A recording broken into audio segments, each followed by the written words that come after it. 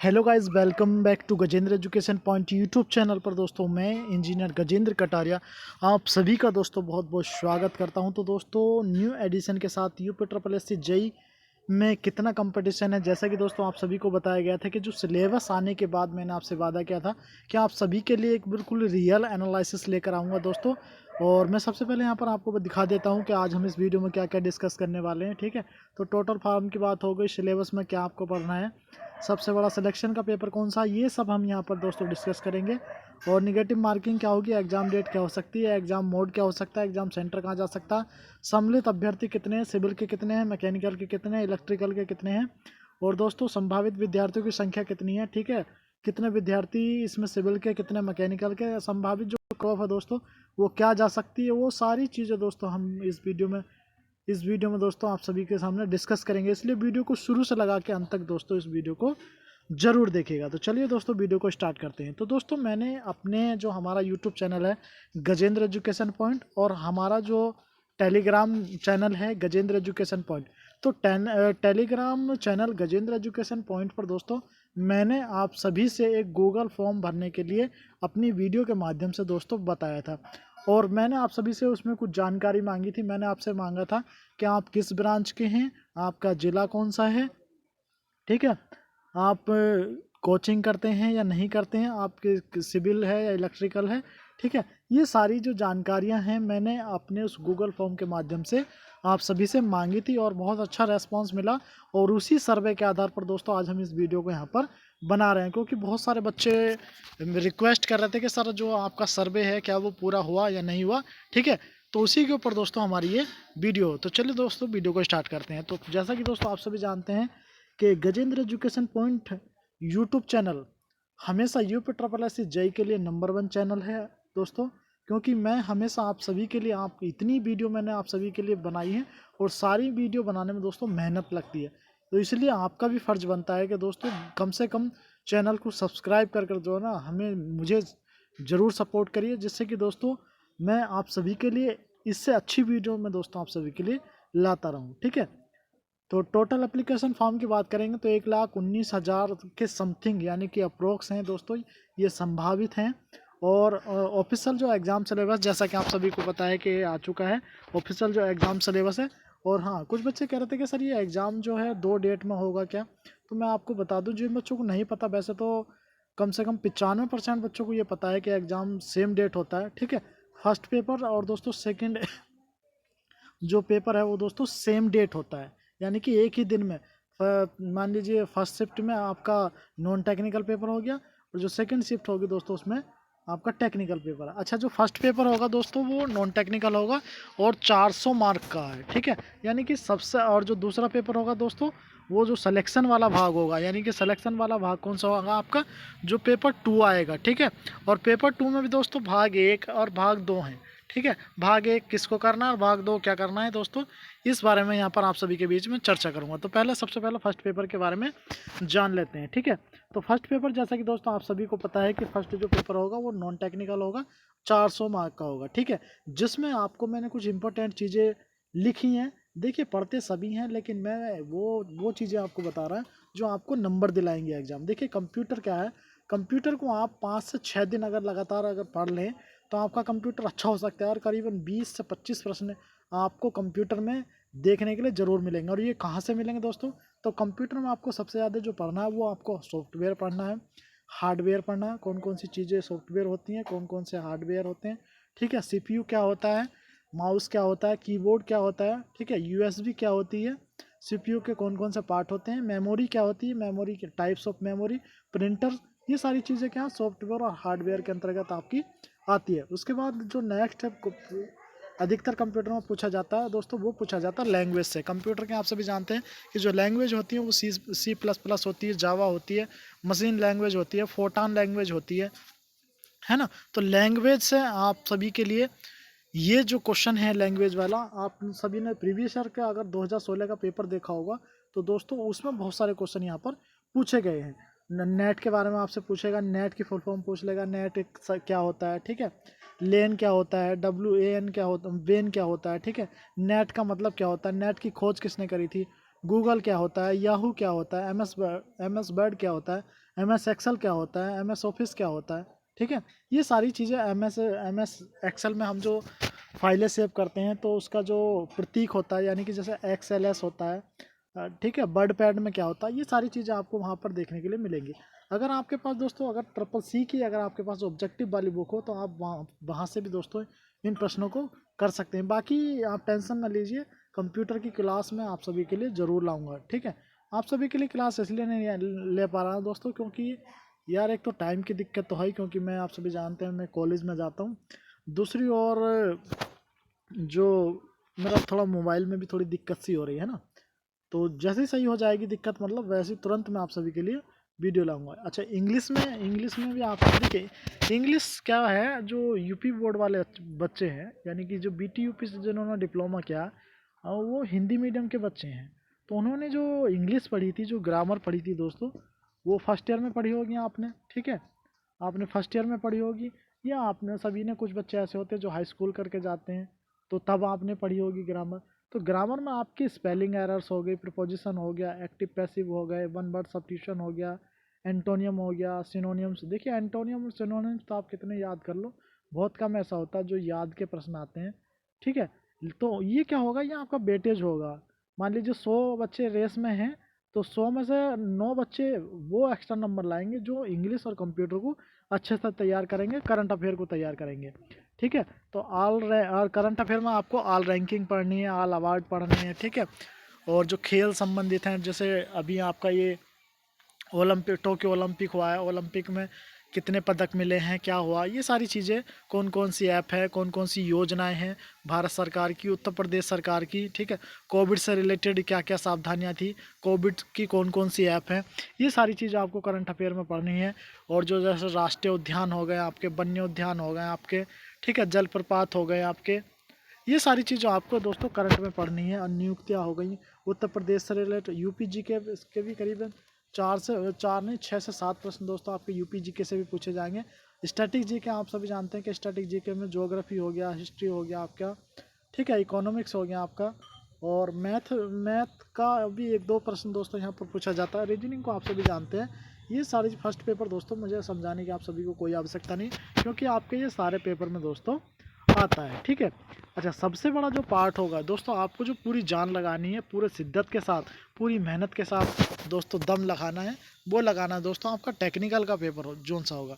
तो टेक्निकल में जो पार्ट फर्स्ट दिया हुआ वो सिविल, इलेक्ट्रिकल और मैकेनिकल को ही करना है।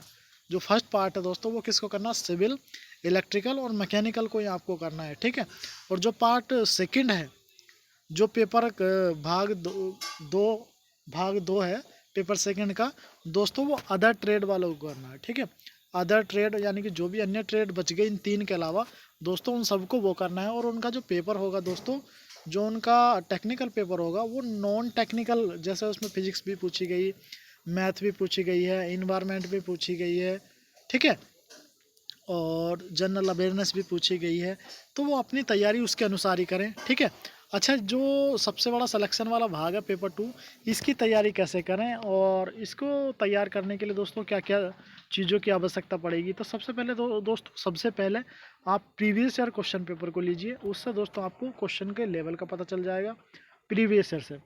दूसरी बात, आप ज़्यादा से ज़्यादा प्रैक्टिस कीजिए, कम से कम 4 से 5 घंटे दोस्तों आप टेक्निकल को दीजिए, ठीक है। क्योंकि टेक्निकल ही आपको दोस्तों सिलेक्शन दिलाएगा, क्योंकि आप सभी जानते हैं कि नॉन टेक्निकल की तैयारी तो आप सभी कर रहे हैं, क्योंकि आप सभी जानते हैं कि सबने पैट का एग्ज़ाम दिया, तो कुछ बच्चे लेखपाल की भी तैयारी कर रहे हैं, NTPC CBT 2 की भी तैयारी कर रहे हैं, SSC GD की भी तैयारी कर रहे हैं, ठीक है। और जो टीचर की वैकेंसी थी, हो सकता है उसमें भी कोई तैयारी कर रहा हो, किसी ने BEd वेड कर रखा हो, आप सभी आप में से, है ना। आपका रेलवे ग्रुप D का पेपर है, तो जो करंट अफेयर है या रीजनिंग वगैरह, इन सब की तैयारी तो आप सभी कर रहे हैं।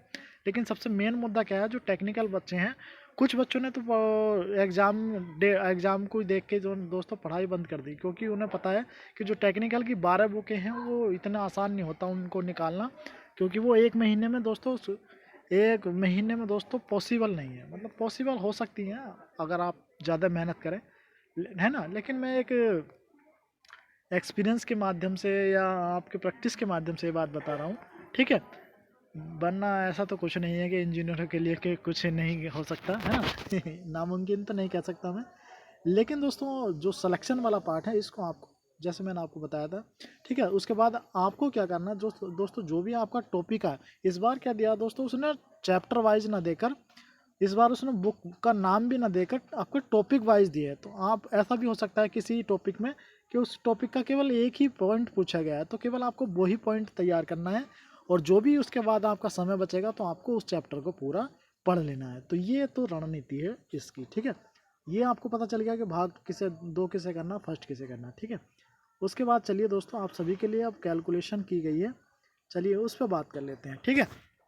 तो नेगेटिव मार्किंग आप सभी जानते हैं 1/4 mark each one wrong question. अगर आप एक क्वेश्चन गलत करेंगे तो आपका 1/4 मार्क्स आपका कट जाएगा। एग्जाम डेट क्या हो सकती है दोस्तों, अभी तक आप सभी जानते हैं कि लोअर 2 की जो एग्ज़ाम, यानी कि जो तीसरा एग्ज़ाम था उसकी डेट आ गई है, लेकिन आपका जो UP-SSC जेईई है इसका एग्ज़ाम कब तक हो सकता है। तो आपको बिल्कुल भी निराश नहीं होना, मैंने आप सभी से पहले ही बताया था, आपको धैर्य बनाकर रखना है। ऐसा नहीं है कि अक्टूबर में और कोई एग्ज़ाम नहीं हो सकता, ठीक है। ऐसा कोई नोटिस नहीं है या ऐसा कुछ आयोग ने भी आप सभी को सूचित नहीं किया। तो अपनी तैयारी बरकरार बनाकर रखिएगा। 21 तारीख के बाद भी दोस्तों एक संडे आता है, एक संडे बचता है, और ज़रूरी नहीं है कि अब एग्ज़ाम जो होते हैं संडे में ही होते हैं, ऐसा कुछ नहीं है, ठीक है। तो उसके बाद भी आपका एग्ज़ाम दोस्तों ये लग सकता है, ठीक है, लग सकता है। अगर नहीं लगा किसी वजह से कारणवश, तो नवंबर में आपका एग्ज़ाम नवंबर के फर्स्ट वीक में, यानी दीपावली के आसपास या दीपावली के बाद, ठीक है, आपका एग्ज़ाम दोस्तों 100% हो जाएगा। अच्छा, आप सोच रहे होंगे कि ये बात तो हम हर बार यही कहते हैं आपसे कि, और आगे कोई खिसक ही जाता है कि यार अब हो जाएगा। देखिए सारी चीज़ें पता करने के बाद ही मैं दोस्तों आप सभी को, आपको पता है कि मैं झूठी जानकारी आप सभी को नहीं देता हूँ, ठीक है। तो एग्ज़ाम डेट की बात होगी। एग्ज़ाम जो मोड है, बहुत सारे बच्चे कमेंट करते हैं यार मैंने देखा है अभी उनको जानकारी नहीं है। तो जो UP-SSC दोस्तों वो अभी तक क्या है, अपने जो एग्ज़ाम है वो ऑफलाइन ही कराता है। तो इसलिए UP-SSC जेईई 2018 का एग्ज़ाम भी दोस्तों ऑफलाइन ही होगा। और कुछ बच्चे अगर कन्फ्यूजन में हैं तो आपकी कन्फ्यूजन के लिए मैं बता दूं कि UP-SSC जेईई 2018 में पैट लागू नहीं होगा, नहीं होगा। बहुत सारे बच्चों की मैं कमेंट का जवाब देते देते दोस्तों थक गया हूँ, ठीक है। अच्छा, एग्ज़ाम सेंटर आपका, हाँ, तो एक बात मैं आपको बताना चाहता हूँ, ये बात बड़े राज की बात है दोस्तों, कि आपका जो एग्ज़ाम सेंटर है वो इस बार भी लखनऊ ही हो सकता है, ठीक है। 60% चांस आपके ऐसे हैं दोस्तों कि आपका जो एग्ज़ाम सेंटर है वो लखनऊ ही हो सकता है, और 40% ये बन रहा है कि दोस्तों ये जो एग्ज़ाम आपका मंडल स्तर पर होगा। लेकिन जब मंडल स्तर पर होगा तो दोस्तों इनके जो मंडल हैं, यानी कि आपका जो होम डिस्ट्रिक्ट है वो दोस्तों मंडल आपका चेंज कर दिया जाएगा। जैसे यहाँ पर मैं एग्जांपल के तौर पे बताऊँ, जब मान लीजिए जैसे मुरादाबाद अगर किसी का मंडल है तो हो सकता है उनका एग्ज़ाम मेरठ हो जाए, हो सकता है उनका एग्ज़ाम बरेली हो जाए, बरेली वालों का मुरादाबाद हो जाए, ठीक है, और मेरठ वालों का गाज़ियाबाद हो जाए। तो इस प्रकार से, और हो सकता है मेरठ वालों का सहारनपुर हो जाए या मेरठ वालों का मुरादाबाद हो जाए, ठीक है। तो आपके जो मंडल हैं वो चेंज होंगे, लेकिन होम डिस्ट्रिक्ट में एग्ज़ाम होने के दोस्तों बिल्कुल भी 10% भी चांस नहीं है, ठीक है। ये चीज़ आप बिल्कुल मान कर चलिए।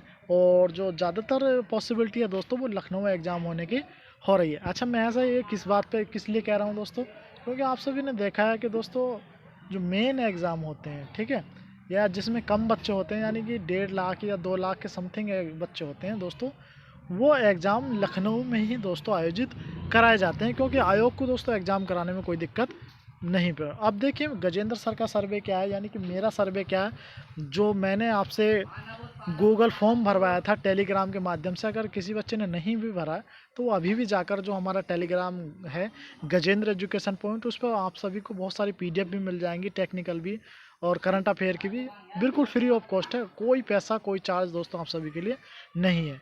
आप चाहते हैं, अगर आपका मन करता है तो दोस्तों आप उसको भर सकते हैं। अच्छा, सर्वे, ये जो सर्वे मैंने करवाया था, ये जो फॉर्म मैंने भरवाया था दोस्तों, तो इसमें 12,000 अभ्यर्थियों ने इसमें भाग लिया। कितने अभ्यर्थियों ने दोस्तों? 12,000 अभ्यर्थियों ने दोस्तों इसमें भाग लिया। अब ब्रांच वाइज जो मैंने बताया था, तो इसका जो आंसर दिया है बच्चों ने, तो सिविल के 57% अभ्यर्थियों ने, मैकेनिकल के 13% अभ्यर्थियों ने, इलेक्ट्रिकल के 17% अभ्यर्थियों ने, AG ब्रांच के 7% अभ्यर्थियों ने, जो और अदर ब्रांच जो बची हैं आपकी, उसमें 6% अभ्यर्थियों ने दोस्तों यहाँ पर अपना जो मत है, अपना जो फॉर्म में वोट है वो दोस्तों दिया है, ठीक है।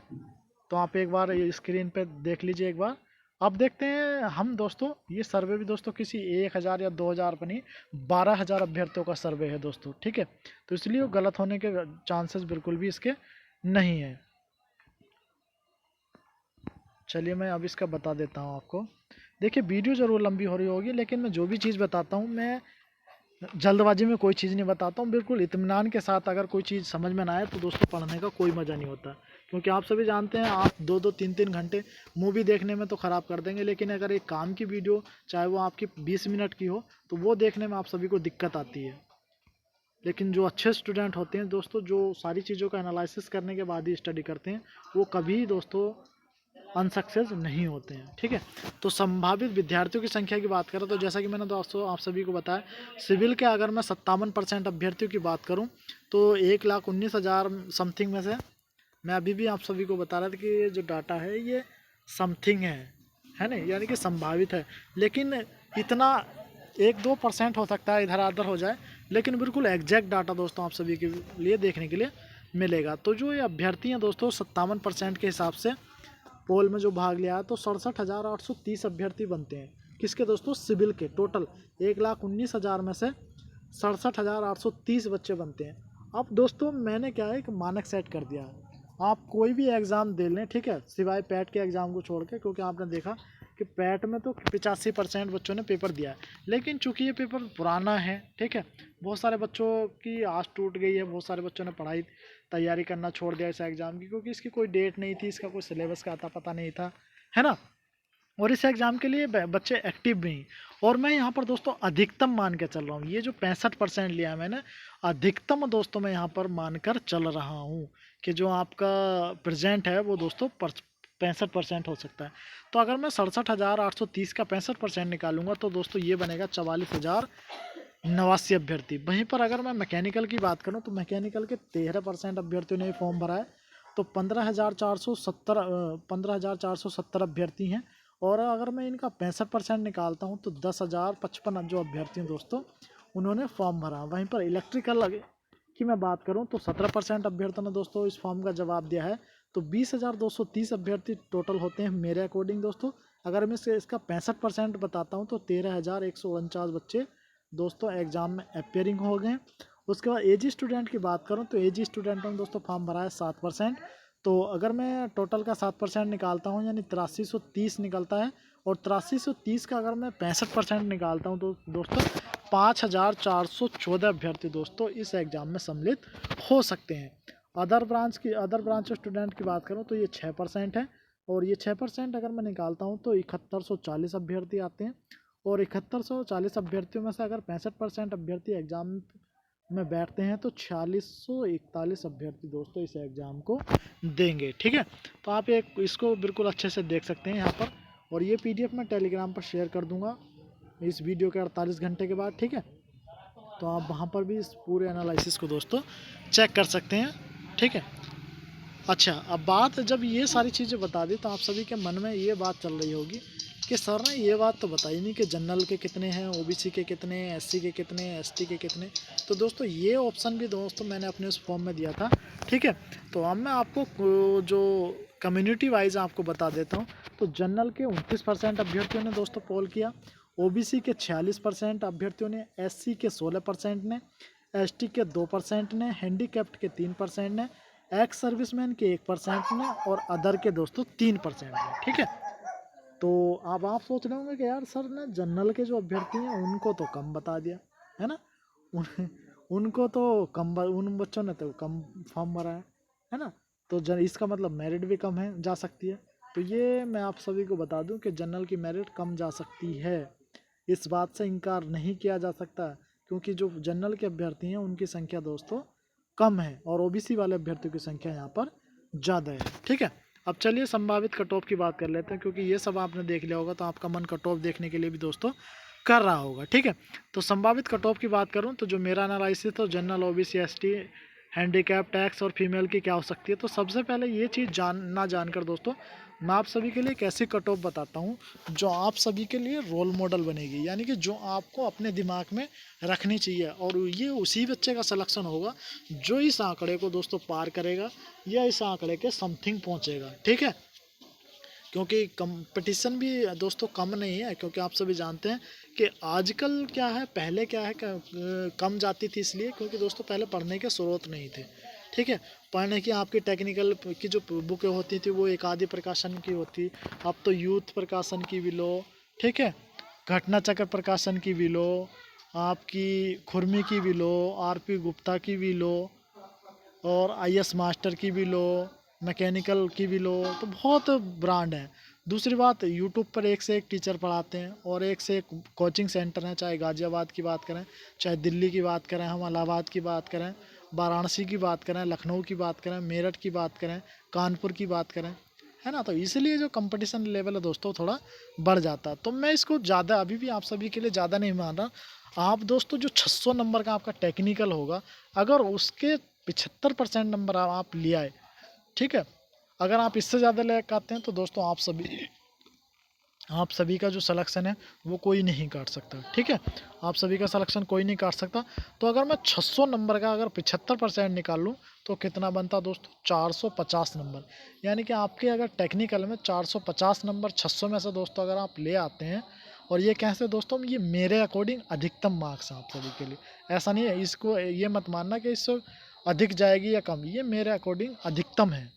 ठीक है, तो 450 अंक अगर आप इसमें ले आते हैं 600 में, तो आप सभी के लिए बहुत अच्छा और सेफ स्कोर हो जाएगा।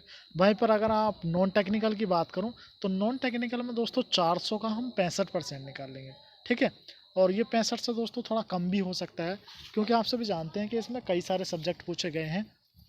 आपसे हिंदी भी पूछा गया, आपसे जीके भी पूछा गया, रीजनिंग भी पूछा गया, इंग्लिश भी पूछा गया, कंप्यूटर भी पूछा गया, है ना। तो कुछ बच्चों का मान लीजिए हिंदी सही होती है, जीके सही होती है, कुछ की रीजनिंग सही नहीं होती है, कुछ की इंग्लिश सही नहीं होती है, कुछ का कंप्यूटर सही नहीं होता है। तो मैं इसको 65% मान के चल रहा हूँ। ठीक है, तो 65% अगर मैंने इसे निकालूँ तो इसका बनता है 260 नंबर। और आप सभी जानते हैं कि जो मेरिट बनेगी ये कंबाइन करके बनेगी, पेपर फर्स्ट और पेपर सेकंड के नंबर मिलाकर। तो जब हम इसको ऐड करेंगे तो ये बनेगा दोस्तों 710। तो अगर आपके नंबर 710 बन रहे हैं, क्या है दोस्तों, अगर आपके नंबर 710 बन रहे हैं, आप किसी भी ब्रांच के हो, आप अपने आप को बिल्कुल सेफ समझिए। आप बिल्कुल दोस्तों सेफ समझ के चलिए आपको। तो आप कट ऑफ आपने देख ली सेफ।